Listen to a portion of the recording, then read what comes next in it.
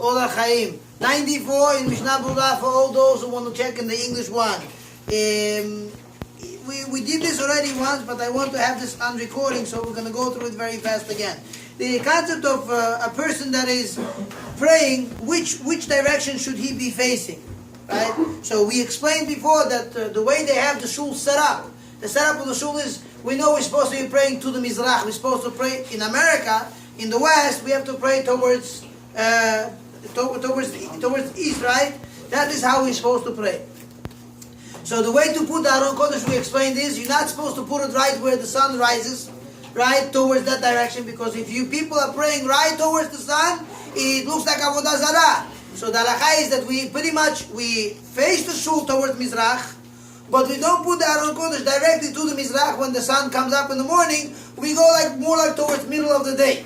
So on the angle of towards middle of the day, that's how we put the Aron Kodesh. Let's say the sun comes up in this angle, you put the Aron Kodesh over here. You're not off and you're not right there. So that is the way to do it, because we don't want to be b'derech haminim. We don't want to go in the ways of the idol worshippers and the people who are whatever we will call them, atheists or non-believers or whatever it is. So the halacha is, as we have the shuls directed towards that direction, we are to pray in the direction. If we're standing outside of Eretz Israel, the halacha is supposed to turn ourselves towards Eretz Israel.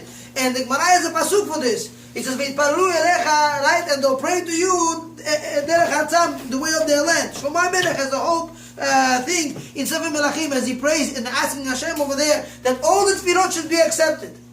And HaKadosh Baruch Hu granted Shlomo every request he made that day. Was Sha'at Ratzon, the Beit HaMikdash was built, and Shlomo Melech had a lot of tnaim, a lot of things and conditions he made with Hashem that he wanted tefillot and the korbanot to be accepted no matter what.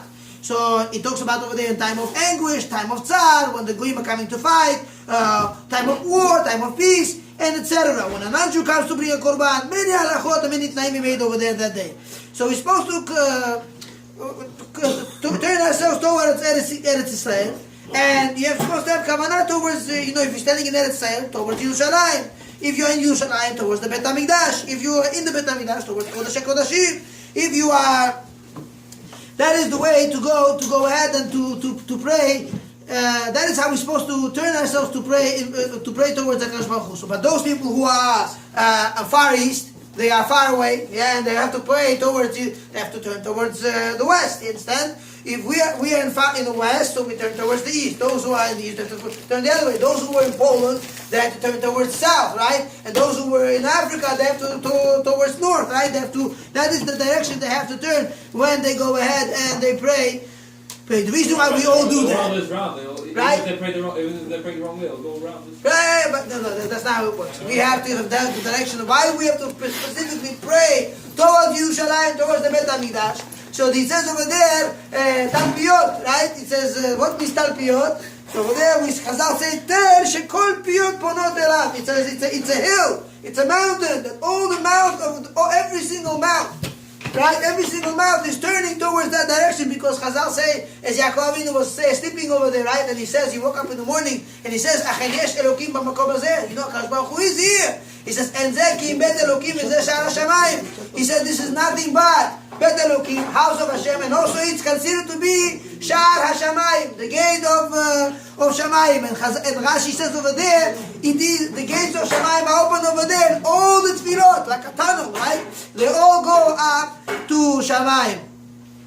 Okay, let us proceed further. So it says like this. It says if a person was...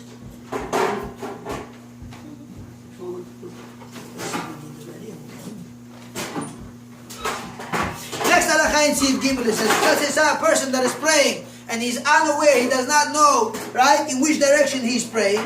He does not know where he's found. They didn't have the iPhone in those days where the compass is ready, available on the phone right in front of him. So it says the person who does not know in which direction he's praying, he should have his mind right towards Yerushalayim, towards Eretz Israel. So for all those people who are also traveling, right? And the bus is turning left and right, and the highway goes south, west, north, east, right? You're going the bus is turning, and you're still praying Shmoneh Esrei.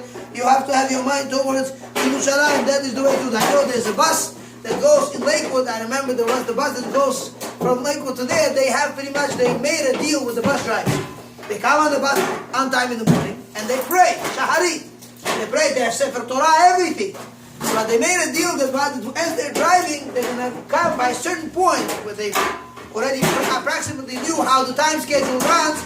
They make the bus stop in one spot for about 3 minutes in the area called Park and Ride, and they all pray Shmoneh Esrei towards one direction, and afterwards the bus driver starts driving where they continue their prayer. So that is the way to do it, so it will be a perfect idea.